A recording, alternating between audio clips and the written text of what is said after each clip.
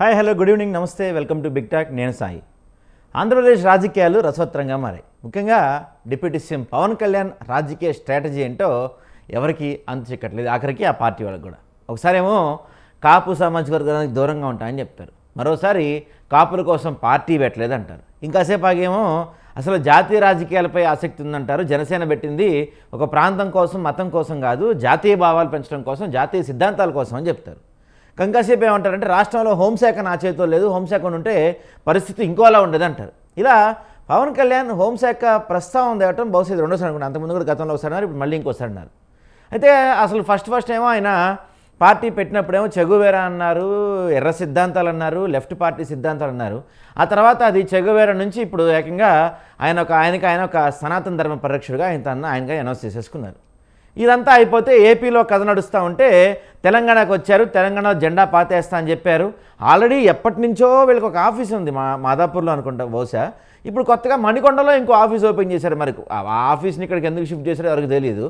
అసలు ఇదంతా చూసి మన తెలంగాణ పీసీ చీఫ్ మహేష్ కుమార్ గౌడ్ ఏమో ఈయన పవన్ కళ్యాణ్ కాదు, ఈయన కమల కళ్యాణ్ అని చెప్పి కామెంట్ చేశారు. సరే, ఇంతకీ పవన్ కళ్యాణ్ ఇటు తెలంగాణ రాజకీయాలపై ఫోకస్ చేస్తారా, అటు ఏపీ రాజకీయాలపై ఫోకస్ చేస్తారా, లేదు నేషనల్ పాలిటిక్స్కి వెళ్ళిపోతారా?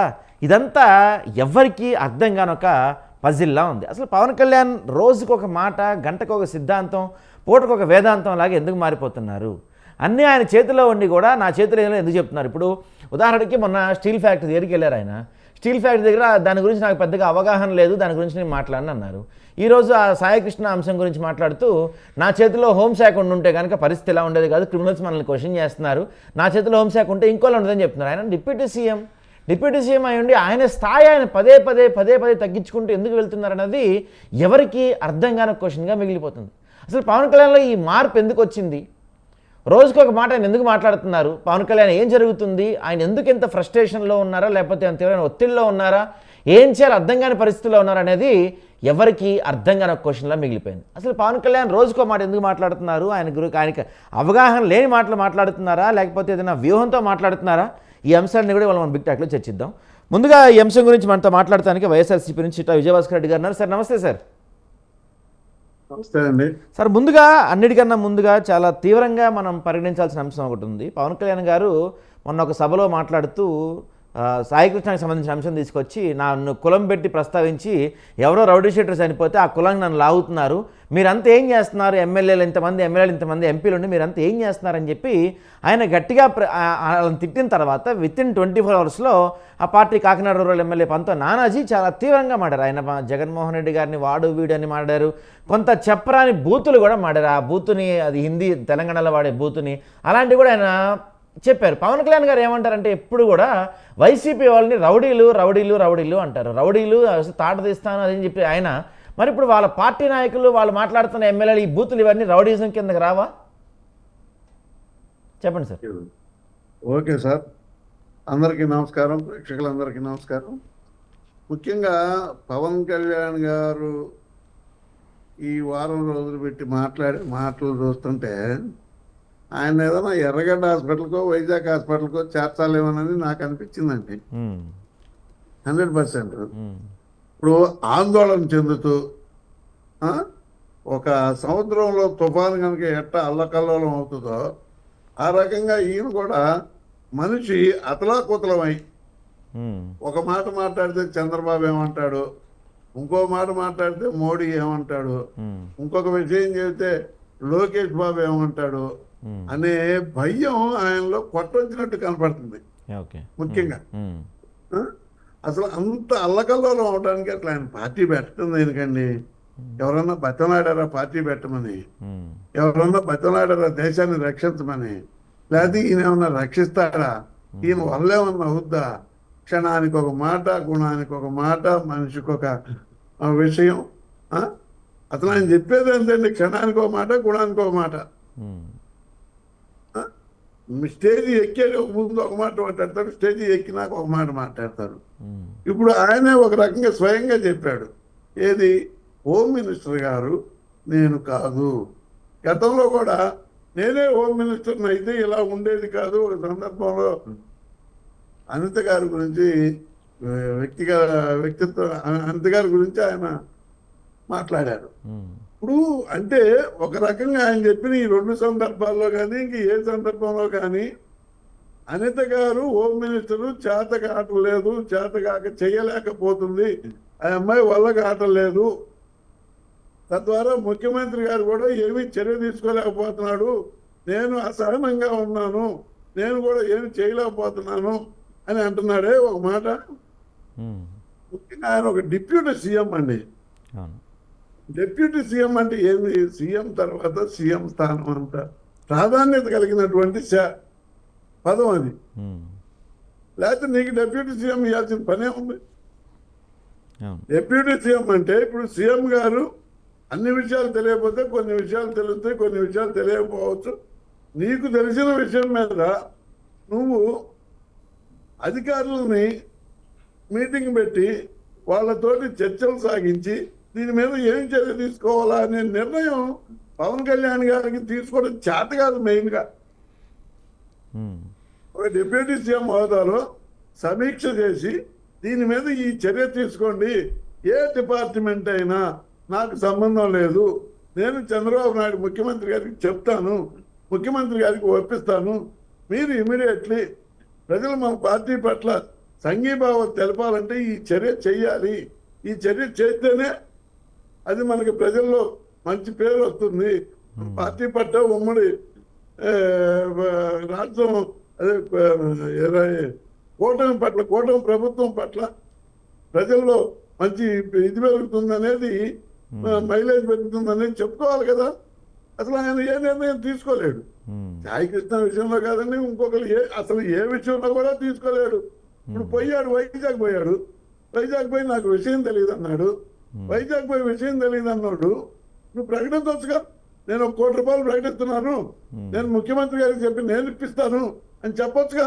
ఉప ముఖ్యమంత్రిగా నువ్వు ఏం చేయని అడిగి పోయినట్టు వైసీపీని తిట్టడానికా, వైసీపీని ట్రోల్ చేయటానికా? వైసీపీని తిట్టడానికి, వైసీపీని ట్రోల్ చేయడానికి వైజాగ్ పోవాల్సిన అవసరం ఉంది, హైదరాబాద్ పోవాల్సిన అవసరం ఉంది. సచివాలయంలో కూర్చొని తిట్టు, లేకపోతే ఆ తిట్ల గురించి కూడా 2 లక్షల పుస్తకాలు చదువు. ఇప్పటికైతే నేను 2 లక్షల పుస్తకాలు చదివాను అన్నాడు. ఈ తిట్ల పురాణం అనేది ఇంకోటి ఉంది, అది కూడా తెప్పించుకొని చదువుకోమను, అన్ని వైసీపీని తిట్టమను. ఆ మాటకు ముందు ఒక జగన్మోహన్ రెడ్డి, మా తర్వాత ఒక జగన్మోహన్ రెడ్డి, వైసీపీ పార్టీలో అందరూ రౌడీలు అంటున్నావు. అసలు నీ చరిత్ర ఒక్కసారి నువ్వు వెనక్కి తిరిగి చూసుకోవయ్యా పవన్ కళ్యాణ్ గారు. నీ అన్న పెద్ద కుమార్తె పెళ్లి విషయంలో, ఉదయ కిరణ్ విషయంలో నువ్వు తుపాకీ పట్టుకొని తిరిగిన మాట వాస్తవం కాదా? దాన్ని రౌడీ రైట్. విజయభాస్కర్ రెడ్డి గారు పర్టికులర్గా నిన్న పంతం నానాజీ మాట్లాడిన మాటల గురించి వస్తున్నాను. ఏమండి, పవన్ కళ్యాణ్ గారు ఏదో నీతులు చెబుతాడు, నేను సనాతనని సాంప్రదాయాన్ని సంకలో మట్టి తొక్క తోటకూరని చెబుతున్నాడు. నిన్న పంతం నానాజీ చేసిన పని ఏంటండి? బాధ్యత్, ఆయన అన్న భాష బాధ్యత్. జగన్మోహన్ రెడ్డి వచ్చి ఇక్కడ పోటీ చేయమను, తూర్పుగోదావరి జిల్లాలో పోటీ చేయమను, మా సత్తా చూపిస్తాం, వాడు పెద్ద మునగాడ నా కొడక అనే పదం కూడా వాడాడు. అవునవును. అసలు వాడు ఎమ్మెల్యేనా లేకపోతే ఏమన్నా చేపలు పట్టుకున్నాడా? ఆ గోదావరి జిల్లాలో ఏమన్నా ఒక ఎమ్మెల్యే పుట్టక పుట్టినాడా? ఖచ్చితంగా ఇంకింత జ్ఞానం ఉండాలిగా. దాని మీద పవన్ కళ్యాణ్ గారు కూడా ఇంతవరకే మాట్లాడాల. ఒక మాజీ సీఎంని బాధ్యత ఏంటంటే బాధ్యత పోటుగాడే ఏందా పంతం నానాజీ అనేవాడు. రమ్మనని ధైర్యం ఉంటే పంతం నానాజీని జగన్మోహన్ రెడ్డి గారు 175 నియోజకవర్గాల్లో ఎక్కడ పోటీ చేసినా గెలవగలుగుతాడు. పవన్ కళ్యాణ్ గారి లాగా 2 నియోజకవర్గాల్లో పోటీ చేసి 2 నియోజకవర్గాల్లో ఓడిపోయి 2014 నుంచి పార్టీ పెట్టి ఇప్పుడు దాకా గత్యంతరం లేక, దిక్కు దివాణం లేక, ఎవరికి చీటిస్తే ఎవడికి వెళ్తాడో ఏమో తెలియక కూటమి సర్కార్లో కూటమి పొత్తుతోటి ఇవాళైనా గెలవగలిగారు. లేకపోతే పంతం నానాజీ గెలిచేవాడా, లేకపోతే ఆయన బొల్సెట్ శ్రీనివాస్ గెలిచేవాడా, లేకపోతే అరవ శ్రీధర్ గెలిచేవాడా? బొల్సెట్ శ్రీని కూడా ఏదో మాట్లాడుతున్నాడు. ఏంది ఆయన మాట్లాడేది బొల్సెట్ శ్రీనివాస్ గారు? కాస్తన్నా మనం ఎమ్మెల్యేలవే, మన స్థాయి ఇదే నా పంతం నానాజీ మాట్లాడు. బాధ్యత అంట, బాధ్యత నా కొడుకు ఎక్కడైనా గెలు, జగన్మోహన్ రెడ్డి ఎక్కడైనా గెలుతాడు, మీ పవన్ కళ్యాణ్ ఎక్కడన్నా గెలుస్తారా? దమ్ముంటే రమ్మనండి. కుల ఓట్లు చేసుకొని 90,000 కుల ఓట్లు ఉంచుకొని ఆ కుల ఓట్లు ఎక్కేసుకొని ఎక్కడైతేనే మనం గెలుస్తాము అని ఆడు పోటీ చేశాడు పిఠాపురంలో. గాజువాకలో పోటీ చేయొచ్చుగా ఓడిపోయింది కదా. ఎందుకు పోయారు? అసలు 2 సార్లు పోటీ చేసే గత్యంతరం మా జగన్మోహన్ రెడ్డికి లేదు. ఎక్కడైనా ఒకే చోట పోటీ చేస్తాడు. ఆంధ్ర రాష్ట్రంలో 175 నియోజకవర్గాల్లో ఎక్కడైనా గెలవగలుగుతాడు. లేదు తెలంగాణలో కూడా మేము పోటీ పెట్టి చూద్దాం, అక్కడైనా జగన్మోహన్ రెడ్డి గెలవగలుగుతాడు. మీరు అనుకున్నట్టు జగన్మోహన్ రెడ్డి ఆశామాషా వ్యక్తి కాదు. 40% ఓట్ షేర్ ఉన్నటువంటి వ్యక్తి, 40% అభిమానులు ఉన్నటువంటి పార్టీ వైఎస్ఆర్సీపీ పార్టీ. ఆ 40% ఓట్లు నువ్వెంత అప్పాలి? ఇవాళ పవన్ కళ్యాణ్ ఫోటోలో సీట్ ఇస్తే గెలిచినోడివి. అదే రేపు నీకు సీట్ ఇస్తాడని నమ్మకం ఉందా? 19 నానాజీకి అదే అతను గెలుస్తాడని నమ్మకం ఉందా? ధైర్యం ఉంటే ఎప్పటికైనా 19 నానాజీ కానీ లేకపోతే పవన్ కళ్యాణ్ కానీ ఆ 2 నియోజకవర్గాలు రాజీనామాలు చేయమంటే జగన్మోహన్ రెడ్డి పిఠాపురంలో పోటీ చేసి గెలిపించకపోతే, ఏది జగన్మోహన్ రెడ్డి గారు రాకుండానే గెలిపించకపోతే మేము వైఎస్ఆర్సీపీ పార్టీ కార్యకర్తలమే కాదు, మనిషి ఫోటో పెట్టుకొని గెలిపించుకున్న పరిస్థితి జగన్మోహన్ రెడ్డి. మనిషి ఫోటో పెట్టుకొని గెలిపించుకున్నాడు విజయ్ గారు తమిళనాడులో. ఆఫ్టర్ ఆల్ ఆంధ్ర రాష్ట్రంలో మీరు మాట్లాడితే చెల్లుద్దా? పిఠాపురంలో నామినేషన్ వేసి జగన్మోహన్ రెడ్డి గారు ఆ పిఠాపురం పరిధి పొలిమేర తొక్కకుండానే గెలిపించగలిగే శక్తి వైఎస్ఆర్సీపీ కార్యకర్తలకు ఉంది. అప్పుడు వాడేవాడండి నానాజీ అనేవాడు, దేనికి పనికొస్తాడు వాడు? అని రాజీనామా చేయమనండి, ఒక కార్యకర్తని పెట్టి గెలిపిస్తాం. అంత నానాజీ నేర్చుకుంటాం, కాకినాడ రోజులు అనుకుంటాం, కార్యకర్తను పెట్టి గెలిపిస్తాం. మాజీ ముఖ్యమంత్రి గారిని అనే అంత శక్తి అవుతుంది, అనే అంత స్థాయి. అసలు పవన్ కళ్యాణ్ పార్టీ అంటే ఒక పార్టీ అనేది ఒక అమ్మాయికి 5 సార్లు కడుపు చేసి తీర్పించినటువంటి చరిత్ర ఆ పార్టీ అన్నలేదు. ఎదుటి నీచంగా మాట్లాడే చరిత్ర ఇచ్చింది. ఆయన బొలిశెట్టి శ్రీనివాస్ గారు కూడా పొద్దునేదో, బొలిశెట్టి శ్రీనివాసరావు గారు కూడా పొద్దునేదో మాట్లాడుతున్నారు. ఏం మాట్లాడతారు వీళ్ళు? వీళ్ళు ఎమ్మెల్యేలేనా? చెప్పానండి. మీ డిప్యూటీ సీఎం ఏం చేస్తున్నాడు? పార్టీ ఎందుకు పెట్టుకున్నాడు? మీకు ఇచ్చింది ముష్టి 21 సీట్లు. ఆ 21 సీట్లో కూడా 12 సీట్లు తెలుగుదేశం నుంచి వలస వచ్చిన వాళ్ళకి ఇచ్చుకున్నారు. ధైర్యం ఉంటే మీ కార్యకర్తలకు సీట్లు ఇచ్చి గెలిపించుకోయా చూద్దాం. ఓటములోనైనా సరే మీ కార్యకర్తలకు సీట్లు ఇచ్చి గెలిపించుకో. మీరు మాట్లాడితేనేమో చాగంటి ప్రవచనాలా, ఎదుటోడు మాట్లాడితేనేమో తిట్లా, ఎదుటి పార్టీలో ఉన్నోడు రౌడీలా, మీరేమో సుత్తపూసలా. ఏమండి, పవన్ కళ్యాణ్ గారి చరిత్ర సార్ తీయండి. వాళ్ళ అన్నయ్య గారు పెద్ద కూతురు వివాహ సమయంలో ఏం జరిగిందనేది ఆంధ్ర రాష్ట్రం 2 రాష్ట్రాలు మొత్తానికి తెలుసు. కన్ను పట్టుకొని తిరిగేది ఎవరండి? రౌడీలా? రౌడీలు అంతా వాళ్ళు ఏమంటారండి? వాళ్ళు ఏమన్నది ఏదైనా భగవద్గీత బైబిల్లో పురాణం పట్టుకుని తిరుగుతున్నట్ట అది కన్నంటే. Right, back debate. సో ఈ అంశం గురించి మనతో మాట్లాడటానికి జనసేన రాష్ట్ర అధికార ప్రతినిధి డాక్టర్ విజయ్ కుమార్ గారు. విజయ్ కుమార్ గారు నమస్తే అండి. నమస్కారం. సో అంటే గతంలో కూడా పవన్ కళ్యాణ్ గారు ఇలాంటి వ్యాఖ్యలే చేశారు. హోంశాఖ నా చేతిలో ఉండుంటే పరిస్థితి వేరేలా ఉండేదని వ్యాఖ్యలు చేశారు. నిన్న కూడా సేమ్ అలాంటి వ్యాఖ్యలు చేశారు. అంటే పవన్ కళ్యాణ్ గారు డైరెక్ట్గా ఇండైరెక్ట్గా ఎండర్స్ చేస్తున్నారా? ఏపీలో హోంశాఖ ఫెయిల్యూర్ అవుతున్నారు, అనిత గారి ఆ శాఖకి పనికిరారు అనేది ఆయన ఎండర్స్ చేస్తున్నట్టు. ఎందుకంటే డిప్యూటీ సీఎం అంటే దాదాపుగా సీఎం తర్వాత ఆయనకి అన్నిటిపైన అధికారం ఉంటుంది. అయినప్పటికీ పదే పదే హోంశాఖ గురించి పవన్ కళ్యాణ్ గారు మాట్లాడుతున్నారంటే హోంశాఖ ఫెయిల్యూర్ ఆయన ఎండర్స్ చేసినట్టేనా? అలా అనుకోవడానికి అవకాశం ఎందుకుందండి? అలా అనుకోవాల్సిన అవసరం లేదు. పవన్ కళ్యాణ్ గారు చెప్పేది ఏంటంటే, ఇప్పుడు హోమ్ మినిస్టర్ అనిత గారి దగ్గరికి వెళ్ళి రూరల్ డెవలప్మెంట్ గురించో మనం తర్వాత పంచాయతీరాజ్ గురించో అడగం. సో వారు ఏమన్నారు, వారి దృష్టికి వచ్చిన తర్వాత గౌరవ ముఖ్యమంత్రి గారితో కూర్చొని మాట్లాడి ఆ అంశాన్ని రివ్యూ చేసి దానికి సంబంధించినటువంటి ఆదేశాలు కూడా ఇవ్వడం జరిగింది. ఇచ్చిన తర్వాత కూడా వీళ్ళు లేనిపోయిన ఆరోపణలు, ఆయన రెస్పాండ్ కావట్లేదు, ఎక్కడ కాపు సామాజిక వర్గంలో ఎక్కడ ఏ ఇష్యూ జరిగినా కూడా దానికి పవన్ కళ్యాణ్ గారే కారణం, పవన్ కళ్యాణ్ గారు రెస్పాండ్ కావట్లేదు, ఇలాంటి ఆ, ఇలాంటి వ్యాఖ్యలు ఎవరు చేశారు అలాంటి వ్యాఖ్యలు? ఎవరు చేశారు అలాంటి వ్యాఖ్యలు?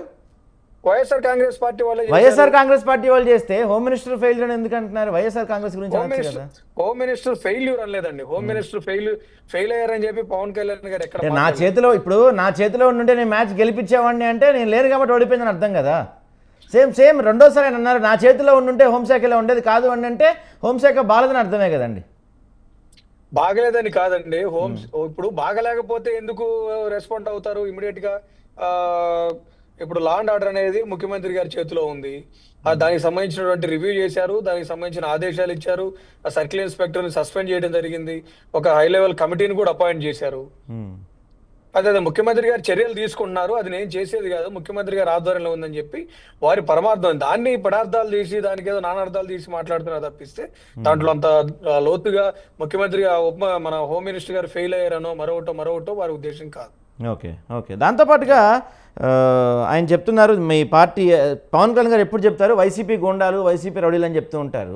మొన్న పవన్ కళ్యాణ్ గారు నా గురించి ఎవరో రౌడీ షీటర్ గురించి నన్ను ఇచ్చేసి అందరూ తిడుతుంటే మీరు ఎవరు ప్రశ్నించరు ఎందుకు, మీరు అంతా మాట్లాడతలేదు ఎందుకని ఆయన మాట్లాడిన విత్ ఇన్ 24 అవర్స్లో పంతో నానాజీ గారు జగన్మోహన్ రెడ్డిని నా కొడక గాడు గీడు సంథింగ్ అలాంటి పదాలతో మాట్లాడతాం. మరి అది రౌడీజం కాదా? అది ఎలా సపోర్ట్ చేసుకుంటారు మీరు?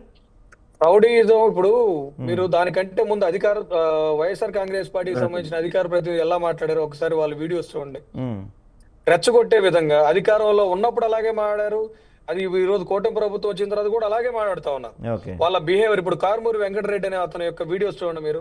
పవన్ కళ్యాణ్ గారిని వాడు వీడు లేకపోతే రకరకాల వ్యంగ్యంగా మాట్లాడటం, అంటే ఇప్పుడు రెచ్చగొట్టే విధంగా జనసేన పార్టీ నాయకుల్ని కానీ కూటమి పక్షాల నాయకులను రెచ్చగొట్టే విధంగా వాళ్ళు మాట్లాడుతూ శాంతి భద్రతలకు విఘాతం కల్పించే విధంగా వాళ్ళ చర్యలు ఉన్నాయి. ఇప్పుడు ఆ విధంగా మాట్లాడుతున్నప్పుడు ఎవరో ఒకరు ఆవేశంలో కోపం వచ్చి ఒక మాట అంటారండి. ఖచ్చితంగా ఎవరినైనా కూడా తోలనాడి మాట్లాడటాన్ని ఖచ్చితంగా దాన్ని ఎవరు కూడా అంగీకరించరు. కానీ దానికి పురిగొల్పింది ఎవరు, ఆజ్యం పోసింది ఎవరు? వాళ్ళు పద్ధతిగా మాట్లాడితే యువతలు కూడా పద్ధతిగా మాట్లాడతారు. రౌడీ ఇప్పుడు గతంలో అనంతబాబు గారు ఎమ్మెల్సీగా ఉండి తన డ్రైవర్ ని హత్య చేసి డోర్ డెలివరీ చేసినప్పుడు ఇదే పార్టీకి సంబంధించిన నాయకుడు కదా ఆయన. ఎవరైనా మాట్లాడారా? ఒక్కలైనా మాట్లాడారా? డాక్టర్ సుధాకర్ గారిని విశాఖపట్నంలో పిచ్చోడని చెప్పి ముద్రేసి చంపితే ఇద్దరు దళితులు ఎవరైనా మాట్లాడారా? ఎంతో మంది ఎన్నో విధాలుగా అత్యాచారాలకు గురైతే ఆ గవర్నమెంట్ లో ఒక్కడు మాట్లాడలేదు. ఈ రోజు కేవలం పవన్ కళ్యాణ్ గారికి ప్రజాదరణ పెరుగుతుంది, వారు రోజు ఇప్పుడు సక్సెస్ఫుల్ గా ముందుకెళ్తున్నారు పొలిటికల్ గా అనే ఒక అక్కస్ తోటి ఈ విధంగా ఏదో డిస్టర్బెన్స్ క్రియేట్ చేయాలి, ముఖ్యంగా కాపు సామాజిక వర్గాన్ని పవన్ కళ్యాణ్కి దూరం చేయాలన్న ఒక కుతంత్రం తప్పిస్తే దీంట్లో ఏదన్నా ఉందా? ప్రజలందరూ కూడా చాలా చక్కగా అర్థమవుతుంది. అంటే డైరెక్ట్ గా పవన్ కళ్యాణ్ గారు చెప్తున్నారు కదా కాపు సామాజిక వర్గ ఓట్లు నాకు పర్టికులర్ గా కాపులు నన్ను అంకితం చేయకండి, కాపుల కోసం పెట్టిన పార్టీ కాదు ఇది, కాపులు నాకు ఆయన పర్టికులర్ గా డైరెక్ట్ గా ఆయనే చెప్తున్నారు కదా చాలా సార్లు. వ్యక్తిగతంగా ఎవరో దూరం చేయాల్సిన అవసరం ఏముంది? ఇప్పుడు పవన్ కళ్యాణ్ గారు ఎప్పుడో చెప్పారండి, నేను ప్రతి ఒక్కరు ఒక కులంలో పుట్టాలి, నేను కాపు సామాజిక వర్గంలో పుట్టాను, అంత మాత్రం నేను ఆ ఒక్క సామాజిక వర్గం కోసం మాత్రమే నేను ఆ ఒక్క సామాజిక వర్గం కోసం కాకపోతే విజయ్ గారు ఆ ఒక్క సామాజిక వర్గం కాకపోతే మీరు పొడిచిన 21 మంది దాదాపు సగానికి పైగా కాపులు, మీరు తీసుకున్న 3 మంత్రి పదవుల్లో 2 కాపులు, మీరు పోటీ చేసిన 2 ఎంపీల్లో 2 కాపులు, మొత్తం పార్టీ మొత్తం కాపులే ఉన్నారు కదా. మరి కాపుల కోసం పెట్టిన పార్టీ అందరు కాపులే ఉన్న పార్టీలో కాపులు వద్దు అంటే ఎంతవరకు కరెక్ట్ అంటారు? చూడండి ఇప్పుడు 21 మందిలో మిగతా సామాజిక వర్గాలు లేరా? ఎక్కువ మంది ఎవరున్నారు? మిగతా సామాజిక వర్గాలు వైఎస్ఆర్ కాంగ్రెస్ ఎవరు? ఇప్పుడు ఎస్సీలకి 3 సీట్లు ఇచ్చారండి, ఎస్టీలకి 2 సీట్లు ఇచ్చారండి. బీసీలు ఎంతమంది ఉన్నారండి? బీసీలు 3 బాబు. అవునండి. ఆ వైఎస్ఆర్ కాంగ్రెస్ పార్టీలు ఎంతమంది రెడ్లు ఉన్నారండి? వాళ్ళ జనాభా ఎంతండి? ఇప్పుడు జనసేన పార్టీలో ఎక్కువ శాతం మంది ఈ రోజున కాపులు వచ్చి జాయిన్ అయ్యారు పవన్ కళ్యాణ్ గారిని చూసి. ప్రజారాజ్యం పార్టీ నుంచి కానీ తర్వాత కానీ ఎక్కువ మంది ఏ సామాజిక వర్గం నుంచి రిప్రజెంటేషన్ ఉంటుందో వారికి సహజంగానే సీట్లు దక్కుతాయి. రేపు మాపు ఇప్పుడు మాలలు ఎక్కువ ఉన్నారు, మాలకు సీట్లు ఇచ్చారు. బీసీలు ఉన్నారు, యాదవులు ఉన్నారు, యాదవులకు 2 సీట్లు ఇచ్చాం. ఇవన్నీ మాట్లాడాలి కదా, ఇవన్నీ కూడా మాట్లాడాలిగా. మంత్రి పదవులు 2 కాపులకే, ఎంపీలు 2 కాపులకే. అవునండి, కంపల్సరీ. నేను ఇందాక మెన్షన్ చేసినట్టు సహజంగా ఒక రాజకీయ పార్టీ పెట్టిన తర్వాత ఆ నాయకుడు సామాజిక వర్గం నుంచి ఎక్కువ మంది సహజంగానే అట్రాక్ట్ అవుతారు. వారు ఇప్పుడు జనసేన పార్టీలో బై డిఫాల్ట్ ఎక్కువ మంది కాపులు ఉన్నమాట వాస్తవం. వాళ్ళు ఎక్కువ మంది రిప్రజెంటేషన్ కాబట్టి పదవులు ఇచ్చారు. పదవులు ఇవ్వకూడదా? మిగతా సామాజిక వర్గాలను ఇగ్నోర్ చేయలేదు కదా. మీరు కూటమి ప్రభుత్వం మొత్తం చూడండి, మిగతా సామాజిక వర్గాలు ఎక్కడైనా ఇగ్నోర్ చేస్తే సరే జనసేన పార్టీ గురించే మాట్లాడుకుందాం. మిగతా సామాజిక వర్గాలు ఇగ్నోర్ చేశారా? 3 ఎస్సీ రిజర్వ్ సీట్లు తీసుకొని 3 మాళ్ళకి ఇచ్చారు కదా. ఎస్సీ మాళ్ళకి ఇచ్చాం, యాదవులకి 2 సీట్లు ఇచ్చాం. నేను అంటే మరి మంత్రి వీటన్నిటిని పదవుల కూడా గురించి, మాట్లాడాలి కదా. మంత్రి పదవుల గురించి, తర్వాత ఎంపీల గురించి అవి అవునండి, 2 ఎంపీలు ఉన్నాయి, లోక్సభ ఎంపీలు 2 కాపులు ఉన్నారు. ఒకటి కమ సామాజిక వర్గానికి మన రాజ్యసభ ఎంపీ ఇచ్చాం. ఇచ్చారు. రానున్న అవకాశాలు కంపల్సరీగా మిగతా సామాజిక వర్గాలకు అడ్జస్ట్ చేస్తారు. రైట్. అయితే ఒక నిమిషం అండి, విజయభాస్కర్ రెడ్డి గారు వైసీపీ జనసేనలు అంటున్నారు పవన్ కళ్యాణ్ గారికి రోజు రోజుకి పెరిగిపోతున్న ప్రజాదరణను చూసి తట్టుకోలేకే వైసీపీ వాళ్ళు ఎక్కడేం జరిగినా ఆయన పైన బురద జల్లుతున్నారు అంటారు. ఏమంటారు సార్? మేమైతే బురదల్లే అవసరం కూడా లేదండి ఆయన మీద. ఒకటి, ఎందుకంటే ఆయన మనస్తత్వం అంతా అల్లకల్లోలంగా గందరగోళంగా మాట్లాడుతున్నాడు. కాసేపు కాపులు కావాలంటాడు, కాసేపు కాపులు వద్దంటాడు, కాసేపు కాపులు. ఇప్పుడు బాలకృష్ణ గారు ఒక మాట అన్నాడు, కాపులు అందరూ సంకర జాతి వాళ్ళని. ఎప్పుడన్నా బాలకృష్ణని విమర్శించారండి వీళ్ళు? చెప్పండి. ఆ రకంగా ఇదే అట్లా ఆయన దానికి సమాధానం చెప్పగలిగారా? లేదు. ఇవాళ నిన్న కాక మొన్న కాపు కులంలో ఈ రౌడీజం కాపు కులంలోనే ఎందుకుంటారు? అన్ని కులాల్లో ఉంటారు, అన్ని కులాల్లో ఉంటారు. ఇప్పుడు సార్ విజయ్ కుమార్ గారు చెప్పినప్పుడు, ఆయన సుధాకర్ గారు ఇచ్చినప్పుడు మరి ఇప్పుడున్న హోం మంత్రి గారే కదా నేను నోటర్చి గెలిచి వాళ్ళు చేసింది. చేయలేదని అంటే ఎట్లా కుదురుద్ది? అది ఎట్లా కుదురుద్దండి? ఇప్పుడు వైఎస్ఆర్ కాంగ్రెస్ పార్టీ కాదండి. మీరు కాల్ చేయలేదన్నారే ఆ రోజు. ఆమె కాల్ చేసింది కదా. టీడీపీ పార్టీ, కూటమి పార్టీలు మీరు అందరు కలిసి కాల్ చేశారు కదా. అదేనండి, నేను కూడా అనేది అదే. ఇప్పుడు సాయికృష్ణ కాపు అని అన్నారే కానీ పవన్ కళ్యాణ్ వచ్చి సాయికృష్ణ వాడేసుకోమని మేము ఎప్పుడు చెప్పలా. ఏ నాయకుడు చెప్పలా. ఒకసారి మీ పార్టీ నాయకులు స్టేట్మెంట్ చూసుకోండి, మీరు చూడండి.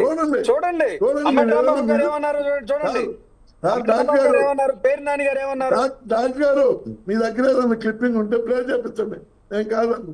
కానీ మా ఊళ్ళో ఏంటంటే అదే సాయికృష్ణ కాపు కులానికి సంబంధించినప్పుడు అదే సాయికృష్ణ మేనమామలు మాకు ఇన్ఫర్మేషన్ ఇచ్చారు, సహకరించాము, సహాయం చేశాము, భరోసా ఇచ్చాము, ఆ నాయకుడు పిలిపించాము అని చెప్పారే కానీ పవన్ కళ్యాణ్ రావాలి, పవన్ కళ్యాణ్ అనేది మా వాళ్ళు ఎక్కడ మాట్లాడాలి. ఉంటే మీరు ప్లే చేయించండి, డెఫినెట్ గా ఐ బౌండ్ ఇట్. రైట్ అండి. కృష్ణ మనతో పాటు ప్రముఖ విశ్లేషకులు కృష్ణాంజలి గారు ఉన్నారు. కృష్ణాంజలి గారు సార్ నమస్తే. సార్ నమస్తే అండి, ప్యానల్ మెంబర్స్ అందరికి నమస్కారం. నమస్తే సార్. సార్ మెయిన్గా ఫస్ట్ మనం అంటే పవన్ కళ్యాణ్ గారు నిన్న మాట్లాడిన అంశంలో చాలా కీలకమైన అంశం ఏంటంటే హోంశాఖ నా చేతిలో ఉంటే ఇలా జరిగేది కాదు అని అన్నారు. ఆయన రెండోసారి ఆ మాట అంటారు, ఎందుకంటే గతంలో ఒక సందర్భంగా ఆయన అన్నారు, ఇప్పుడు ఇంకోసారి కూడా అదే మాట అన్నారు. అంటే నేను ఇందాక వైసీపీ జనసేన అడిగితే వాళ్ళు కాదంటున్నారు, కానీ యాక్చువల్గా అంటే హోంశాఖ ఫెయిల్యూర్ అని పవన్ కళ్యాణ్ గారు ఎండర్స్ చేసినట్టే కదా సార్. ఆ మాటలు ఎలా చూడొచ్చు మనం? కృష్ణాంజలి గారు ఇప్పుడు నమస్తే అండి, ప్యానల్ మెంబర్స్ అందరికి కూడా నమస్కారం. ఇప్పుడు సాయి కృష్ణకు సంబంధించినటువంటి ఇష్యూ, ఈ నేపథ్యంలో ప్రభుత్వం మీద వచ్చినటువంటి విమర్శలు, ఇవన్నీ గమనించినప్పుడు ఒకవేళ సాయి కృష్ణకు సంబంధించినటువంటి ఇష్యూలో ప్రభుత్వం కింద ఫెయిల్ అయింది అని అంటే హోంశాఖ కాదు ఫెయిల్ అయినట్టుగా. ఎందుకంటే లా అండ్ ఆర్డర్ అనేది ముఖ్యమంత్రి చంద్రబాబు నాయుడు దగ్గర ఉంది. మరి చంద్రబాబు నాయుడుకి ప్రతిరోజు ఉదయం 5 గంటలకి ఇంటెలిజెన్స్ వాళ్ళు రిపోర్ట్లు అన్ని కూడా చెప్తారు, ఏ రోజుకి ఆ రోజే. సాయి కృష్ణ గల్లంత అయింది ఎప్పుడు? 9వ తారీఖున పోలీసులు తీసుకెళ్లారు, కృష్ణలంక పోలీసులు. 23, 24, 25 తారీఖుల్లో అతన్ని ఒక అనాథ శవం లాగా మార్చి విజయవాడ బస్ స్టాండ్ లో పడేసి 25వ తారీఖు అనాథ శవాలగా కృష్ణలంక శ్మశాన వాటికలో తగలబెట్టించి ఇవన్నీ చేసినటువంటి వారు ఎవరు అంటే సిఐ నాగరాజు. ఇది నేను చెప్తుంది కాదు, ఆంధ్రప్రదేశ్ పోలీస్ శాఖ చెప్తున్నటువంటి అంశం, ప్రభుత్వం చెప్తున్నటువంటి అంశం. అతని మీద ఎఫ్ఐఆర్ నమోదు చేశారు. ఎఫ్ఐఆర్ అంటే ఎందుకు నమోదు చేస్తారు? ప్రాథమికమైనటువంటి విచారణ తర్వాతే, ఒక ప్రాథమికమైనటువంటి కొన్ని ఆధారాలు దొరికిన తర్వాత ఎఫ్ఐఆర్ నమోదు చేస్తారు. అందుకే అలాగనే నమోదు చేశారు. ఏమని ఆయన మీద నమోదు చేశారు? ఇతను ఎవరైతే కొన్ని కేసుల్లో నిందితుడిగా ఉన్నాడో గాదే సాయి కృష్ణ అనేటువంటి వ్యక్తిని మే 9వ తేదీని తీసుకొచ్చి పోలీస్ కస్టోడియల్ టార్చర్ చేసి అతను చనిపోయేటువంటి విధంగా చేసి హత్య చేసి ఆ తర్వాత సాక్ష్యాలను తారుమారు చేసి ఆ తర్వాత తగలబెట్టించి బూడిద కూడా లేకుండా చేసినటువంటి వ్యక్తి సిఐ నాగరాజు అని కేసు నమోదు చేశారు. మరి నమోదు చేసిన తర్వాత ఇవన్నీ వ్యవహారాలు మే 25వ తారీఖున ఆయన తగలపెట్టి ఇవన్నీ చేస్తే మరి ఇప్పుడు ఈరోజు తారీఖు ఎంత? పోనీ ముఖ్యమంత్రి స్పందించినటువంటిది ఎప్పుడు?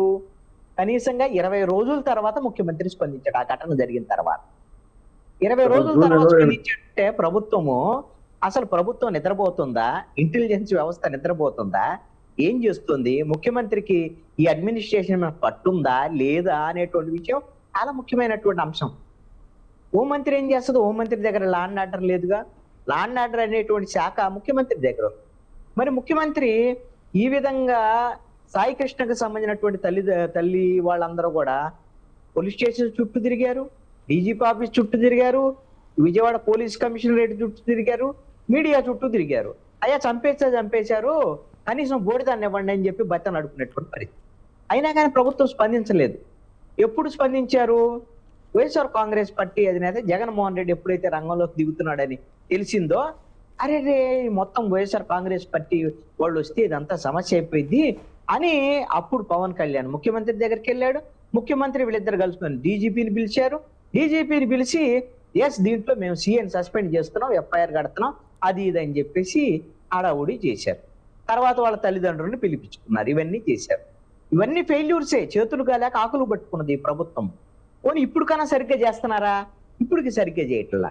ఎందుకు సరిగ్గా చేయటం లేదంటే ముఖ్యమంత్రి ఆదేశాల తర్వాత నరసింహ కిషోర్ అని వెస్ట్ గోదావరి రాజమండ్రి ఎస్పీని విచారణ అధికారిగా వేస్తున్నామని చెప్పారు. ప్రభుత్వం ప్రకటన వచ్చాడు. ఆయన విచారణకి రాలా. ఆయనే విచారణకు రాలేదు. దైవ ప్రసాద్ అని విజయవాడకు సంబంధించిన ఏసీపీ 2-3 రోజులు విచారణ అదే ఆ తతంగం ముగిసింది. మళ్ళీ ఇప్పుడు నిన్న సిట్ అనేది వేశారు. మళ్ళీ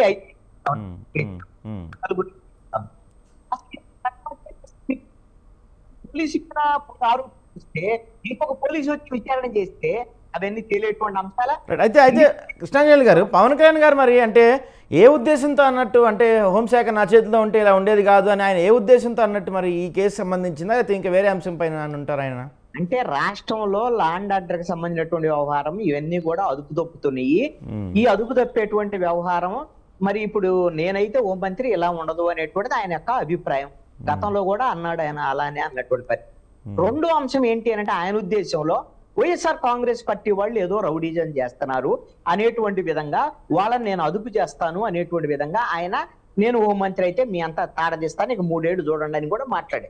ఈ 2 అంశాలు నేనేం అడుగుతున్నాను అంటే ఇప్పుడు సాయి కృష్ణకి సంబంధించినటువంటి అదృశ్యం కేసు వ్యవహారం ఇవన్నీ అసలు నన్ను ఎందుకు అడుగుతున్నారు, లేదా మా పవన్ కళ్యాణ్ నేను ఎందుకు అడుగుతున్నారని చాలా మంది జనసేన వాళ్ళు కూడా అడుగుతున్నారు. ఎవరు అడగాలి మరి? నువ్వు డిప్యూటీ సీఎం, అదే విధంగా ఈ ప్రభుత్వంలో భాగస్వామ్యమే, ఈ ప్రభుత్వం తప్పు చేసింది, ప్రభుత్వంలో భాగస్వామ్యే సిఐ, మరి అలాంటి సిఐనే తీసుకొచ్చి లాకప్ డెత్ చేశాడు. మరి ఆయన మీద అన్ని కేసులు ఉన్నాయి, ఇన్ని కేసులు ఉన్నాయి, సాయి కృష్ణమేనా అని ప్రభుత్వంలో వాళ్ళందరూ ప్రచారం చేస్తున్నారు. మరి ఈ విధంగా అన్ని కేసులు ఇన్ని కేసులు ఉంటే తీసుకొచ్చేసి ఈ విధంగా లాకప్ డెత్ చేయొచ్చా?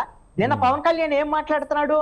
ఇప్పుడు ఎన్కౌంటర్ చేస్తే దిశ ఎన్కౌంటర్ చేస్తే ప్రజలందరూ పొగిడారట. మరి ఇప్పుడు సీఐని కూడా ఏమన్నా పొగడాలా? నాగరాజును కూడా కృష్ణలంక సీఐని కూడా బాగా చంపేసే సాయి కృష్ణ అని ఏమన్నా పొగడాలా? పోనీ అలాంటిది ఏమన్నా ఉంటే చెప్పానండి పవన్ కళ్యాణ్ ని. పోనీ ఇన్ని కేసులు ఉన్నటువంటి వాళ్ళని పోలీసులు పిలిచి ఈ విధంగా టార్చర్ చేసి చంపేయొచ్చు అని ఏమన్నా ఎక్కడన్నా చట్టాల్లో ఉన్నాయా? అది కూడా ఏమైనా చెప్పానండి. మన చట్టాలు అలా లేవు. మనకు ఏదైనా ఉంటే నేరారోపణలు ఉంటే వాళ్ళని పోలీసులు అరెస్ట్ మాత్రమే చేయాలి, కోర్టులో పెట్టాలి. పోనీ అలాగా చేయొచ్చు అని ఆంధ్రప్రదేశ్ లో మీరంటే ఎవరైతే అతను ఎవరు ఇతను ఏలూరు సంబంధించినటువంటి ఒక ఎమ్మెల్యే చింతమనేని ప్రభాకర్, తెలుగుదేశం పార్టీకి సంబంధించిన ఆయన మీద 93 కేసులు ఉన్నాయి, తీవ్రమైన నేరాల సంబంధించిన కేసులు ఉన్నాయి. మొన్న ఒక లాయర్ ఇల్లు కూల్చేస్తానని ఒక ఏకంగా ప్రొక్లైనర్ తీసుకొని వెళ్ళి మరి ఆయన ఏం చేద్దాం? మరి ఆయన కూడా ఇలాగ పోలీస్ స్టేషన్కి తీసుకొచ్చి ఈ విధంగా చేసేయచ్చా? కనీసం ఆయన పైన కేసు కూడా ఫైల్ అవ్వలేదు అనుకుంటా. అదే కేసు కూడా పెట్టాలా, బాధితుడి మీద పెట్టారు. పోనీ అలాగే ఏమన్నా అవకాశం ఉందా? చెప్పానండి. లేదు అంటే నేను ఒక సూచన చేస్తున్నాను. మిత్రులు విజయ్ కుమార్ గారు, ఆయన మంచి కొంచెం ఎడ్యుకేటరు, బాగా చదువుకున్నటువంటి వాళ్ళు, మేధావి కాబట్టి కూటమి ప్రభుత్వం ఉంది. మీరు ఒక పని చేయండి, ఐపీఏ ఇప్పుడు ఏదైతే మనము ఉన్నటువంటి ఐపీసీ సెక్షన్ మార్చుకొని భారతీయ న్యాయ సమితి అని మనం మార్చుకున్నాం, అదే తరహాలో మీరు భారతదేశ వ్యాప్తంగా ఈ విధంగా నేరాలు చేసినటువంటి వాళ్ళందరినీ పోలీసులే శిక్షించవచ్చు, పోలీస్ స్టేషన్ లో టార్చర్ చేయొచ్చు, చంపేయచ్చు అని మన చట్టాలను మార్చండి. మీరు పార్లమెంట్ లో ఆ విధంగా చట్టం చేయండి. ఎవరికి అభ్యంతరం లేదు, ఎవరు అడగటానికి లేదు.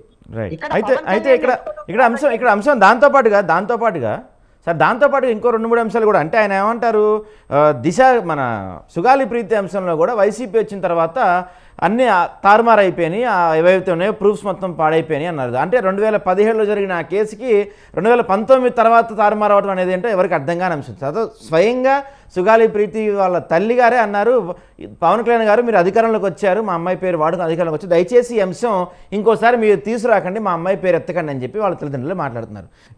విజయ్ గారు మీరు దీనికి సమాధానం చెప్పాలి. ఇందాక కృష్ణాంజలి అడిగినట్టు, అంటే ఏపీలో తెలంగాణలో దిశ జరిగితే అందరూ వాళ్ళని ప్రశంసించారు, పొగిడారు, ఇక్కడ మాత్రం రివర్స్ ఉంది. అంటే నాగరాజు గారిని కూడా ఇప్పుడు అందరూ పొగిడి ఆయనకి సన్మానం చేయాలనేది పవన్ కళ్యాణ్ గారి ఉద్దేశమా? దాంతోపాటుగా పవన్ కళ్యాణ్ గారు అన్నారు వైఎస్ఆర్సీపీ అధికారంలోకి వచ్చిన ఆధారాలు మొత్తం తుడిచేశారు, ఆధారాలు మొత్తం తారుమారు చేశారని చెప్తున్నారు. 2017లో జరిగిన ఒక అత్యాచార సంఘటన ఆధారాలు 2019లో తారుమారు అయిపోతాయి. దాంతోపాటుగా టెక్నాలజీ చాలా పెరిగిపోయింది. ఒక 20-30 సంవత్సరాల క్రితం జరిగిన హత్య కేసులు కూడా ఇప్పుడు తిరగదోడి వాటిని ఛేదించగల సత్తా ఈ మధ్య పోలీసులకు వచ్చింది, టెక్నాలజీ వచ్చింది. అలాంటిది ఇప్పుడు పవన్ కళ్యాణ్ గారు వైఎస్ఆర్సీపీ వాళ్ళు తారుమారు చేసేసారు, మేమేం చేయలేకపోతున్నాం సుగాలి ప్రీతి అనే అంశం కూడా మాట్లాడుతున్నారు. ఈ 2 అంశాల గురించి మీరు క్లారిటీ ఇవ్వాలి. ఫస్ట్ది ఏంటంటే ఏపీలో ఏమన్నా ఎవరిపైనైతే ఎక్కువ కేసులు అవన్నీ ఉంటాయో ఇంక నుంచి వాళ్ళని డైరెక్ట్గా పోలీసులో తీసుకెళ్లి స్టేషన్లో చంపేస్తానికి పవన్ కళ్యాణ్ గారు యాక్సెప్ట్ చేస్తున్నారా? సుగాలి ప్రీతి అంశం ప్రతిసారి ఎందుకు తీసుకొస్తున్నారు? 2017లో జరిగిన కేసు 2019లో ఆధారాలు తారుమారవుతాయి. 2 అంశాల గురించి మీ అభిప్రాయం, మీ క్లారిటీ కావాలి సార్. విజయ్ కుమార్ గారు కాల్ వచ్చింది, నెట్వర్క్ అందరు కృష్ణాంజలి గారు అన్నట్టు ఏమంటారంటే తప్పు ఎవరు చేసినా కూడా చట్టం ప్రకారం అందరికి శిక్ష పడుతుంది. ఈ రోజు ఎవరైతే ఈ సంఘటనకి బాధ్యులు అని చెప్పి ఏదైతే చెప్తా ఉన్నారో ప్రాథమిక సమాచార నివేదిక ఏదైతే ఫైల్ అయిందో వాడిని ఖచ్చితంగా బాధ్యులే చేస్తారు. చట్టం ప్రకారం ఖచ్చితంగా శిక్ష. ఎంతో మంది ఫేక్ ఎన్కౌంటర్స్ చేసిన వాళ్ళు తర్వాత న్యాయస్థానాలు శిక్ష చేసినాయి. చాలా ఉదంతాలు మన గతంలో ఉన్నాయి. ఎవరు కూడా చట్టం నుంచి తప్పించుకోలేరు తప్పు చేసిన వాళ్ళు. సో దానికి వారేమన్నారు, పార్లమెంట్ లో చట్టం చేయండి, నేను కేసులు ఉన్న వాళ్ళందరినీ కూడా ఈ విధంగా చంపించాలి. ప్రభుత్వ ఉద్దేశం అది కాదు. కంపల్సరిగా చట్టం ప్రకారం ఎవరు తప్పు చేసినా అధికారంలో ఉన్న వాళ్ళైనా అధికారంలో లేని వాళ్ళైనా అధికారులైనా అనధికారులైనా కంపల్సరిగా శిక్షించబడతారు. అందుకనే వారి మీద ఎఫ్ఐఆర్ ఫైల్ అయింది, ఒక సిట్ కూడా వేశారు. వారి మాటలో చెప్పారు. ఇప్పుడు ఖచ్చితంగా సిట్ ఎంక్వైరీ ప్రకారం ఎవరు తప్పు చేశారు, ఎవరెవరు బాధ్యులు ఉన్నారు వాళ్ళందరికీ కూడా శిక్ష పడుతుంది. ఆ విధంగా ఆ కుటుంబానికి కూడా గౌరవ ముఖ్యమంత్రి గారు, గౌరవ ఉప ముఖ్యమంత్రి గారు కూడా హామీ ఇవ్వడం జరిగింది. ఖచ్చితంగా ఆ కుటుంబానికి ఏ విధంగా న్యాయం జరగాలి, ఏ విధంగా దోషులు శిక్ష పడాలనేది ప్రభుత్వం చూస్తుంది. ఇక రెండవది సుగాలి ప్రీతి కేసు విషయంలో సాక్ష్యాలు తారుమారు చేశారు అనేది పవన్ కళ్యాణ్ గారి ఆరోపణ. పవన్ కళ్యాణ్ గారు చెప్తుంది ఏంటంటే, ఆ గవర్నమెంట్ లో అప్పుడు ఉన్నటువంటి తెలుగుదేశం పార్టీ గవర్నమెంట్ లో ఇన్సిడెంట్ జరిగిన తర్వాత సేకరించినటువంటి ఆధారాలని డిఎన్ఏ శాంపిల్స్ తర్వాత వచ్చినటువంటి గవర్నమెంట్ లో అవి మిస్ప్లేస్ చేశారు, అవి తారుమారు చేయబడింది, అందువల్లనే ఆ కేసు పురోగతి సాధించలేకపోయింది, దాంట్లో ముందుకెళ్ళలేకపోయామని చెప్పి వారు చెప్పారు.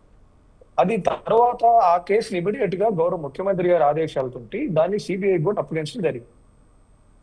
దాంట్లో వీళ్ళు ఏమంటారు, వైఎస్ఆర్ కాంగ్రెస్ పార్టీ వాళ్ళు పవన్ కళ్యాణ్ గారు ఆయన గురించి మాట్లాడే ప్రతిసారి కూడా ఏదో సుగాలి ప్రీతి కేసుని మీరు రాజకీయంగా వాడుకున్నారు, ఆవిడని వాడుకొని మీరు వదిలేశారు, ఈ విధంగా అర్థరహితమైనటువంటి ఆరోపణలు చేయడం. ఈ ఆరోపణలు విజయ్ కుమార్ గారు, ఈ ఆరోపణలు వైసీపీ వాళ్ళు ఇంకెవరు కాదు, స్వయంగా వాళ్ళ అమ్మగారే చేస్తున్నారు ఈ ఆరోపణలు. సుగాలి ప్రీతి వాళ్ళ అమ్మగారితో నేను స్వయంగా మాడాను, ఆమె చెప్తున్నారు పవన్ కళ్యాణ్ గారు రాజకీయంగా వాడుకున్నారు మా అమ్మాయిని, ఇప్పటికైనా మా అమ్మాయి పేరు ఎత్తకండి ఇంకోసారి పవన్ కళ్యాణ్ గారు దయచేసి అని చెప్పి ఆమె వేడుకుంటున్న పరిస్థితి కనపడుతుంది. సరే వైసీపీ వాళ్ళు అంటే రాజకీయం కోసం ఏదో చేస్తున్నాను అనుకుందాం కాసేపు, మరి వాళ్ళ అమ్మగారికి ఏం అవసరం?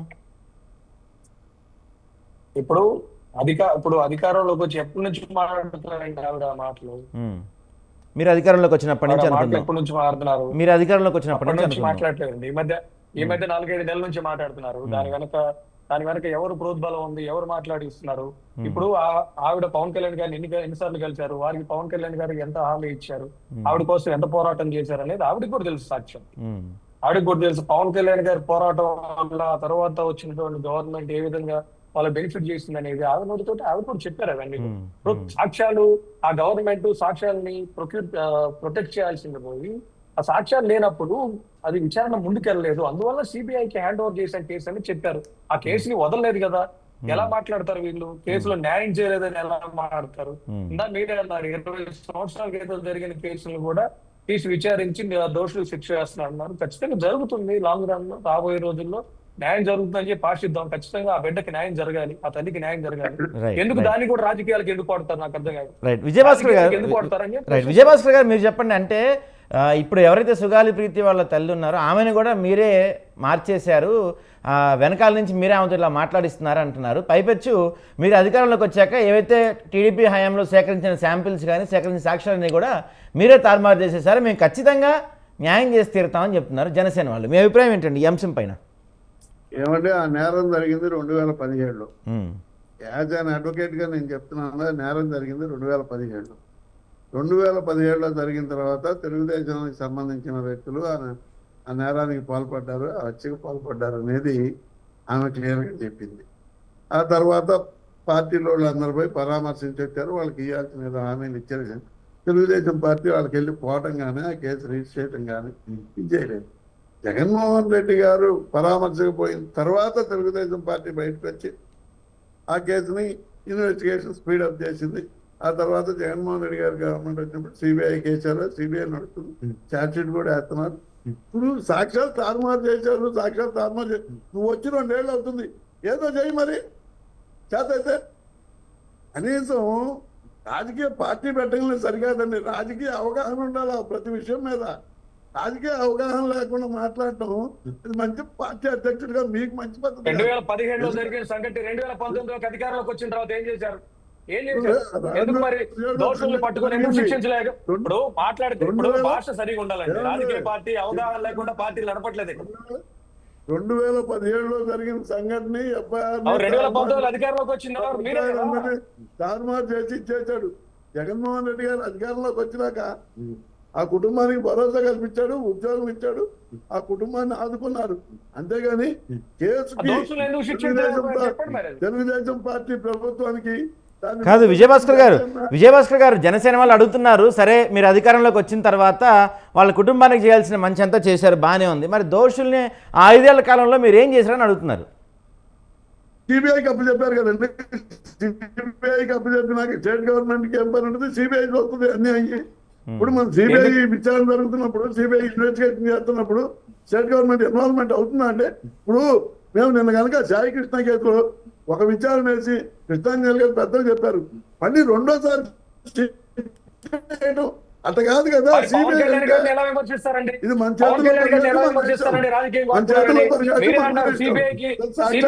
చేసిన తర్వాత స్టేట్ గవర్నమెంట్ ఇన్వాల్వ్మెంట్ ఉండదు అంటున్నారు పెద్దలు. మరి పవన్ కళ్యాణ్ గారిని ఎలా విమర్శిస్తారండి? అలా ఎట్లా విమర్శిస్తారండి? రాజకీయ పవన్ కళ్యాణ్ మీరే చెప్పుకున్నారండి. తుగాలి ప్రీతి కేసు విషయంలో మీరే తొక్కి నారతీస్తాం నా కొడకల్లారా అని మీరే మాట్లాడారు. ఇవాళ దాన్ని మీరే మాట్లాడుతున్నారు. అసలు మేము మాట్లాడట్లా. తుగాలి ప్రీతి కేసు, తుగాలి ప్రీతి వాళ్ళ మదర్ చెప్పింది నిన్న. అయ్యా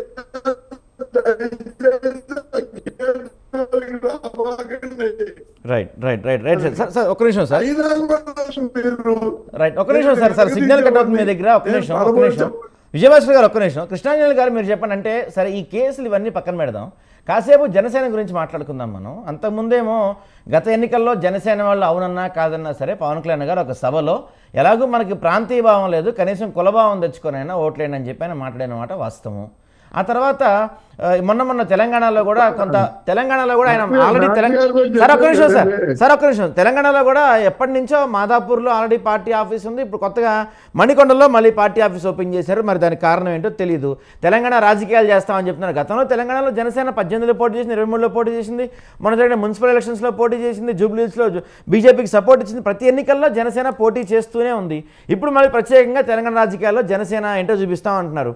మొన్న ఢిల్లీలో ఒక సభ పెట్టారు, ఒక ప్రోగ్రాం పెట్టారు. అక్కడేమో అసలు జనసేన ఇవన్నీ కాదు, జనసేన జాతీయ రాజకీయాల కోసం, జనసేన జాతీయ సమైక్యత కోసం అని చెప్తున్నారు. అంటే పవన్ కళ్యాణ్ గారు ఒక్కొక్కసారి ఒక్కొక్క అంశం గురించి ఒక్కొక్కసారి ఒక విధానం ఎత్తుకుంటున్న ఈ అంశాలన్నీ కూడా బయట నుంచి చూస్తున్న వాళ్ళకి ఎలా కనిపిస్తుంది అంటే పవన్ కళ్యాణ్ గారు ఏదో విపరీతమైన ఫ్రస్ట్రేషన్లో లేకపోతే ఏదైనా ఒక తీవ్రమైన ఒత్తిడి ఉన్నగా కనపడుతుంది. మీ అభిప్రాయం ఏంటి సార్ కృష్ణాంజలి గారు? ఇక్కడ పవన్ కళ్యాణ్ ఒత్తిడిగా ఉన్నాడా, ఆయన అసలు ఏ ఎజెండాతో ముందుకెళ్తున్నాడు, ఆయన వైఖరి ఏంది, ఇవన్నీ మరి ఆ పైన దేవుడు ఏమైనా ఉంటే ఆయనకి తెలియాలి, లేదంటే జన సైనికులకు తెలియాలి. కాబట్టి వాళ్ళు చూసుకుంటారు ఆ వ్యవహారం. నాకు అర్థమైన దాంట్లో అయితే పవన్ కళ్యాణ్ కులాల గురించి మాట్లాడాడు నిన్న మా మీటింగ్ లో. ఒకటి నేను అడుగుతాను, భారతదేశంలో కులం అనేది ఉంది, కులాన్ని గుర్తించేటువంటి పరిస్థితి ఉంది, కులపరంగానే రాజకీయాలు జరుగుతాయి, కులపరంగానే పదవుల పంపకాలు జరుగుతాయి, కులపరంగానే నామినేటెడ్ పోస్టులు ఉంటాయి. ఇవన్నీ కులం లేకుండా అసలుకి రాజకీయాలు లేనే లేవు. అలాంటప్పుడు కులం మిథ్య, కులం ఉండకూడదు, కులపరంగా రాజకీయాలు చేయకూడదు, రాజకీయ కులం మీద ఆధారపడి ఉంటే ఇది ప్రాక్టికాలిటీ. అంతేగాని ఊరికే డైలాగులు చెప్తే కాదు. రాజకీయాల్లో కులం ఉంది, దీన్ని అంగీకరించాలి. ఇప్పుడు ఒక పొలిటికల్ పార్టీ కొన్ని సీట్లు కేటాయిస్తుంది. ఏ విధంగా కేటాయిస్తుంది? కులాల వారీగా సీట్లు కేటాయిస్తుంది. మంత్రి ఒక 24 మంది మంత్రులు ఉన్నారు ఆంధ్రప్రదేశ్ లో. సపోజ్ ఆ 24 మంత్రులకి ఏ విధంగా మంత్రులు కేటాయింపు ఉంటుంది, ఏ కులాలకి ఏ విధంగా ఎంతమంది కులాలు కేటాయించాం అనే ప్రాతిపదికన కేటాయిస్తాం. అంటే కులం ఉన్నట్టే కదా, కులాన్ని అంగీకరిస్తున్నట్టే రాజకీయ పార్టీలు. ఇక కులం వద్దు మనకి, కులం వద్దు రాజకీయం. నువ్వు గెలిచిన తర్వాత ఏదో ఇలాంటి మాటలు చెప్తే, ఊరికే డైలాగులు చెప్తే, గెలవక ముందేమో కులం కావాలి, గెలిచిన తర్వాత ఏమో కులాలు వద్దు. ఆంధ్రప్రదేశ్ లో ప్రజలందరూ కులాలతో కొట్లాడుకుంటున్నారట. ఎవరండి కొట్లాడుకునేది? ఇక్కడ ఒక అంశాన్ని గమనించండి. తెలుగుదేశం వాళ్ళు, జనసేన వాళ్ళకి వైఎస్ఆర్ కాంగ్రెస్ పార్టీకి సంబంధించినటువంటి ఇది ఒక పిచ్చి పట్టుకున్నదండి. నేను ఒకటి చెప్తాను, వీళ్ళకి సూచన చేస్తున్నాను, తెలుగుదేశం జనసేన. ఏంటి అంటే, వైఎస్ఆర్ కాంగ్రెస్ పార్టీని ఆంధ్రప్రదేశ్ ప్రజలు తిరస్కరించారు. ముఖ్యమంత్రిగా జగన్మోహన్ రెడ్డి పనికిరాడు అని తేల్చారు, ప్రతిపక్ష నాయకుడిగా పనికిరాడు అని తేల్చారు. అదే విధంగా నువ్వు ప్రతిపక్ష నాయకుడు కూడా పనికిరావు, 11 సీట్లు ఇచ్చి పక్కన పడేశారు. వాళ్ళ గురించి నువ్వు రౌడీజం చేస్తే నేను ఒప్పుకోను, నీ ఎంతో తేలుతా. ఎక్కడ రౌడీజం చేస్తారు? వాళ్ళకి అసలు పవరే లేదు, వాళ్ళకి అధికారం లేదు. వాళ్ళు పవర్ పోయి చానాలైంది. మీరు 2 ఏళ్ళైంది అధికారంలోకి వచ్చి. నువ్వు డిప్యూటీ సీఎం 2 ఏళ్ళైంది, ముఖ్యమంత్రి అయితే చంద్రబాబు నాయుడు 2 ఏళ్ళైంది. మీ 2 ఏళ్లలో జరిగేటువంటి గంజాయి వాళ్ళకి సంబంధించినటువంటి హత్యలు, అదే విధంగా ఇప్పుడు కృష్ణలంకలో సిఐ ఈ విధంగా కస్టోడియల్ టార్చర్ చేసినటువంటి నేపథ్యం వ్యవహారం ఒకటి కాదు కదా, 3 నెలల్లో 2 చనిపోయారు సిఐ వల్ల. మరి ఇలాంటి ఘటనల మీద వీటి మీద మాట్లాడకుండా ఎక్కడో లేనటువంటి వైఎస్ఆర్ కాంగ్రెస్ పార్టీ గురించి మాట్లాడేటువంటి ప్రయత్నం చేస్తున్నా అంటే ఇది సినిమా డైలాగుల్లాగా ఉంది. కాబట్టి రాజకీయంగా లాగా లేదు పవన్ కళ్యాణ్ యొక్క మాటలని నేను చెప్తున్నాను. ఇక్కడ ఒక అంశాన్ని నేను గుర్తు చేస్తున్నాను అండి కూటమి ప్రభుత్వానికి. మీరు గమనించండి, కూటమి ప్రభుత్వం ఈ రోజున అనుకుంటుంది మనకేం ఇబ్బంది లేదు, అంతా బాగుంది, వైఎస్ఆర్ కాంగ్రెస్ పార్టీని ఎవడు పట్టించుకోవట్లేదు, ఇక రారు అనేటువంటి విధంగా, అది గొడ్డల పార్టీ అది ఇదని మాట్లాడేటువంటి వీళ్ళకి, వీళ్ళు గమనించండి, వీళ్ళు చేసేటువంటి వ్యవహారం ఏంది అని అంటే, వీళ్ళు వైఎస్ఆర్ కాంగ్రెస్ పార్టీకి సంబంధించినటువంటి అంశాన్ని మాట్లాడుతూ అసలు విషయాన్ని వదిలిపెడుతున్నటువంటి పరిస్థితి ఈ రోజున ఉంది. అదేంటి అని అంటే, ఈ రోజున ఏదైతే గత ప్రభుత్వ హయాంలో 5 ఏళ్ల పాటు మనం చెప్పినటువంటి అబ్దుల్ సలాం కుటుంబం ఆత్మహత్య చేసుకున్నది పోలీసులు వేధింపులు భరించలేక 5 ఏళ్ళు. అదే విధంగా అది చెప్తూనే ఉన్నాం, మనం చెప్పాం వైఎస్ఆర్ కాంగ్రెస్ పార్టీ ప్రభుత్వం మీద. అదే విధంగా డ్రైవర్ సుబ్రహ్మణ్యం హత్య చేసి డెడ్ బాడీని డోర్ డెలివరీ చేశాడు అనంతబాబు. ఇప్పుడు డెడ్ బాడీ డోర్ డెలివరీ అన్న జరిగింది, ఇక డెడ్ బాడీ లేదు, కనీసం బోడీ లేదు, డెలివరీ కూడా లేదు కదా ఈ ప్రభుత్వంలో. అదే విధంగా సుబ్రహ్మణ్యం అనేటువంటి అతను డెడ్ బాడీ డోర్ డెలివరీ చేస్తే వరప్రసాద్ అనేటువంటి యువకుని పోలీస్ స్టేషన్ లో పిలిచి శిరోముండనం చేశారు. అదే విధంగా డాక్టర్ సుధాకర్ ని దారుణంగా హత్య చేసినటువంటి ప్రభుత్వాన్ని హత్య చేసినటువంటి పరిస్థితి. ఇవన్నీ కూడా 5 ఏళ్లు ఆ ప్రభుత్వాన్ని వెంటాడినటువంటి కేసులు ఇవన్నీ కూడా. అందుకే వైఎస్ఆర్ కాంగ్రెస్ పార్టీ ఓడిపోయింది. ఇప్పుడు 2 ఏళ్ళు అయింది, ఇప్పుడు ఈ విధమైనటువంటి ఘటనలన్నీ వరుసనే చోటు చేసుకుంటున్నటువంటి పరిస్థితి ఉంది. అందుకని వైఎస్ఆర్ కాంగ్రెస్ పార్టీ ఏ విధంగా అయితే ఓడిపోయినటువంటి పరిస్థితి ఉందో ఎన్నికల్లో, ఇప్పుడు అదే తరహా చేస్తూ ఈ రోజున ప్రజల నుంచి తిరస్కరణకు గురయ్యేటువంటి పరిస్థితులు ఉన్నాయి. ఇంకా వైఎస్ఆర్ కాంగ్రెస్ పార్టీని విలన్ గా చూపించి వైసీపీ రౌడీలు అది ఇదని మాట్లాడేటువంటి విధంగా పవన్ కళ్యాణ్ గాని కూటమిలో మాట్లాడేటువంటి వ్యవహారం గాని ఈ కూటమి ప్రభుత్వాన్ని కాపాడలేదు అని నేను చెప్తున్నాను. అదే విధంగా సాయి కృష్ణకు సంబంధించినటువంటి విషయంలో మరి అతను రౌడీ గోండా ఇలాంటి వాడిని నన్ను ఎందుకు పరామర్శించలేనని అడుగుతున్నారు. అయ్యా నువ్వు పరామర్శించలేదు, ఓకే, వాళ్ళ కుటుంబంలో వాళ్ళ మామ జనసేన, వాళ్ళ కుటుంబంలో వాళ్ళు జనసేన, ఆ అబ్బాయి కాకపోవచ్చు, నువ్వు చచ్చిపోయాడు ఆ అబ్బాయి. చచ్చిపోయిన తర్వాత దారుణంగా వాళ్ళు బాధితులుగా ఉన్నారు తల్లిదండ్రులు, బోడిది కూడా దొరకనటువంటి పరిస్థితులు. మరి ముఖ్యమంత్రి చంద్రబాబు నాయుడు అయితే వాళ్ళని పిలుచుకొని పరామర్శించి వాళ్ళకైతే మేము న్యాయం చేస్తామని చెప్పాడుగా.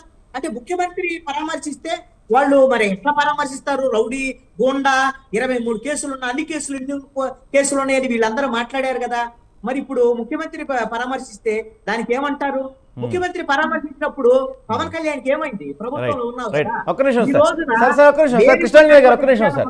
పవన్ కళ్యాణ్ పూసుకుంటున్నారు. రైట్ కృష్ణ ఒక్క నిమిషం సార్. విజయ్ కుమార్ గారు మీరు చెప్పండి సార్ అడిగిన దాని ప్రకారం. అంటే తెలంగాణలో ఒక బాబుకి హెల్త్ బాగోకపోతే అటు నుంచి వచ్చే ఆ దారిలోనే ఎయిర్పోర్ట్కి వెళ్ళే దారిలోనే ఈ సాయికృష్ణ వాళ్ళు ఇల్లు ఉంటుంది. ఏకంగా ముఖ్యమంత్రి గారే పరామర్శించారు కదా, మరి పవన్ కళ్యాణ్ గారికి పరామర్శిస్తానికి టైం లేదా, లేకపోతే మరి ఏ విషయం, దీనికి ఏం సమాధానం చెప్తారు మీరు?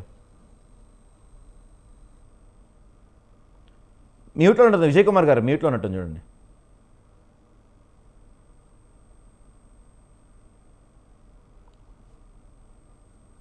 విజయ్ కుమార్ గారు చిన్న టెక్నికల్ గ్లిచ్ ఉంది. సరే సార్, కృష్ణాంజలి గారు ఫైనల్గా మీరు చెప్పండి సార్. అంటే సాయి కృష్ణ అంశమే తీసుకుంటే ఇప్పటివరకు ప్రభుత్వం ఏర్పడిన తర్వాత ఈ 2 ఏళ్లలో దాదాపుగా ఒక 4-5 సిట్లు వేసినట్టున్నారు. ఏ సిట్టు తేలలేదు. బహుశా నాకు తెలిసి ఒక 10-15 ఏళ్ళుగా ఎప్పుడు కూడా సిట్ వేసిన తర్వాత తేలిన కేసులు ఏవి నేనైతే చూడలేదు నాకున్న సమాచారం ప్రకారం. అలాగే ఈ సాయి కృష్ణ కేసులో సిట్ ఏమైనా చేయగలుగుతుంది అంటారా? నమ్మకం ఉందా, నమ్మకోవచ్చా? సాయి కృష్ణ కేసులో పోలీసుల ద్వారా విచారణ జరపాలనేటువంటి ప్రభుత్వ ప్రయత్నము నిందితులను కాపాడేటువంటి ప్రయత్నంగా కనపడుతోంది. పోలీసు ఎవరైతే కస్టోడియల్ టార్చర్ చేసినటువంటి సిఐ నాగరాజు ఉన్నాడో ఆ నాగరాజును కాపాడటం కోసమే పోలీసులతో సిట్టు వేశారనేటువంటిది ఈ రోజున ప్రజల్లో ఉన్నటువంటి ఒక అపవాదు. దీన్ని ప్రభుత్వము లేటుగా స్పందించింది. అదే విధంగా కేసు దర్యాప్తు విషయంలో కూడా పోలీసుల ద్వారాగా న్యాయం జరగదు. ఇండిపెండెంట్ ఏజెన్సీ ద్వారాగా విచారణ జరిపితే మాత్రమే దీంట్లో వాస్తవాలు బయటకు వచ్చేదానికి అవకాశం ఉంటుంది. హైకోర్టు సిట్టింగ్ జడ్జితో విచారణ జరపాలి. హైకోర్టు పర్యవేక్షణలో విచారణ జరిగేటువంటి విధంగా చూడాల్సినటువంటి బాధ్యత ఉంది. ఈ ప్రభుత్వం ఈ విషయంలో చేతులు కాలేక ఆకులు పట్టుకొని ఆలస్యంగా దర్యాప్తును ప్రారంభించి ఆ తర్వాత కూడా నిందితులను కాపాడేటువంటి ప్రయత్నం చేస్తుంది. ఈ విషయంలో ప్రభుత్వం ఒకసారి పునరాలోచించుకోవాలి. ఇలాంటి సిఐని కాపాడేటువంటి ప్రయత్నం వల్ల మొత్తం ప్రభుత్వానికి చెడ్డ పేరు వచ్చేదానికి అవకాశం ఉంది. ముఖ్యమంత్రికి చెడ్డ పేరు వస్తుంది, డిప్యూటీ సీఎం కూడా చెడ్డ పేరు వస్తున్నటువంటి పరిస్థితి ఉంది. ఈ సిఐని వెనకేసుకొస్తున్నటువంటి ఈ ప్రభుత్వం ఖచ్చితంగా భవిష్యత్తులో రాజకీయంగా నష్టపోయేదానికి అవకాశం ఉంటుంది. జగన్మోహన్ రెడ్డి కూడా ఇలానే వెనకేసుకొని వచ్చాడు. ఆ రోజున అనంతబాబుని వెనకేసుకొని వచ్చి డోర్ డెలివరీ చేస్తే డెడ్ బాడీని సుబ్రహ్మణ్యాన్ని ఈ 48 గంటల ఎఫ్ఐఆర్ కట్టించాల. జగన్మోహన్ రెడ్డి ఎఫ్ఐఆర్ కట్టించాల. ఎఫ్ఐఆర్ కట్టించడం కోసం రాష్ట్రంలో ఉండేటువంటి దళిత సంఘాలన్నీ పెద్ద పోరాటం చేయాల్సినటువంటి పరిస్థితి వచ్చింది. అందుకని జగన్మోహన్ రెడ్డి బట్టెగించాడు. ఆ రోజున అన్ని నిందితులకు సపోర్ట్ చేసేటువంటి వ్యవహారాలే చేశాడు. అందుకనే జగన్మోహన్ రెడ్డికి ఆంధ్రప్రదేశ్ లో ఉండేటువంటి ప్రజలు కర్రుగాల్చి మాత పెట్టారు. 11 సీట్లు ఇచ్చారు. ఇప్పుడు కూటమి ప్రభుత్వం కూడా అలాంటి తప్పులే చేస్తుంది. Right sir, right. సో మొత్తానికి అయితే అంటే ఇక్కడ పవన్ కళ్యాణ్ గారు గతంలో ఆయన ప్రవర్తించిన తీరుకి ఆయన ఇప్పుడు చెప్పిన మాటలకి చాలా డిఫరెన్స్ కనిపిస్తుంది. ఎందుకు పవన్ కళ్యాణ్లో ఇంత తేడా వచ్చింది, ఆయన భవిష్యత్తు రాజకీయ కార్యాచరణ ఎలా ఉండబోతుంది అనేది కృష్ణాంజలి గారు చెప్పినట్టు ఎవరికి అర్థం కావట్లేదు. మరి జన సైనికుల కన్నా అర్థం అవుతుందో చూడాలి. ఇది వాళ్ళ బిగ్ టాక్లో అంశం. రేపు బిగ్ టాక్లో మళ్ళీ కలుద్దాం. కీప్ వాచింగ్ స్వతంత్ర టీవీ. Thank you.